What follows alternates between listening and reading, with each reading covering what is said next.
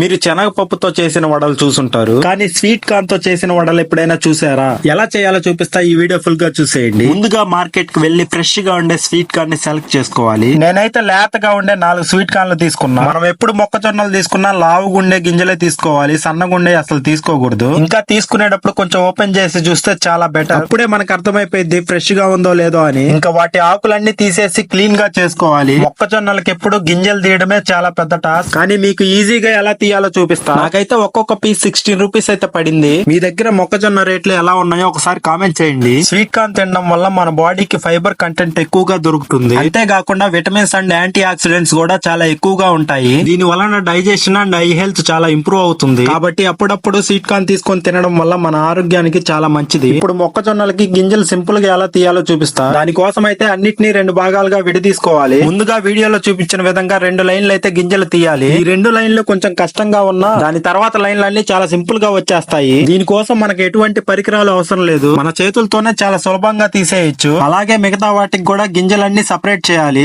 ఇంకా మన రెసిపీని అయితే స్టార్ట్ చేసేద్దాం. దీనికోసం అయితే 2 పచ్చిమిర్చి, 50 గ్రాముల అల్లం అయితే తీసుకోవాలి. దాంట్లో ఒక బౌల్ మొక్కజొన్న గింజలు అయితే వేసుకోవాలి. పక్కన పెట్టి 2వ మిక్సీ జార్ అయితే తీసుకొని 1 టేబుల్ స్పూన్ జీలకర్ర, 4 అల్లం ముక్కలు, 2 పచ్చిమిర్చి అయితే వేసుకోవాలి. వాటన్నిటిని మిక్సీ బట్టి ఒక బౌల్ లోకి అయితే తీసుకోవాలి. తర్వాత 2 స్పూన్ల కారం, సరిపడా ఉప్పు వేసుకొని మిశ్రమాన్ని బాగా కలుపుకోవాలి. తర్వాత ఒక కడాయి తీసుకొని సరిపడా నూనె పోసి వేడి చేయాలి. తయారు చేసిన మిశ్రమాన్ని తీసుకొని మనకి నచ్చిన షేప్ లో ఒక్కొక్కటిగా వేసుకోవాలి. వడల్ని ఎక్కువగా కాల్చకుండా గోల్డెన్ బ్రౌన్ వచ్చేంత వరకు వేడి చేసుకోవాలి. తర్వాత అన్నిటిని బయటికి తీసి ఒక ప్లేట్ లో నీట్ గా గార్నిష్ చేసుకోవాలి. ఫైనల్ గా మనకి ఇష్టమైన స్వీట్ కార్న్ రెసిపీ అయితే రెడీ అయిపోయింది. వెజ్ లవర్స్ అందరికి ఇది ఒక మంచి ఆప్షన్. ఫైనల్ గా టేస్ట్ అయితే క్రిస్పీగా చాలా బాగుంది. దీని ముందు KFC కూడా పనికిరాదు. మీరు కూడా మీ ఇంట్లో ట్రై చేయండి. Bye bye.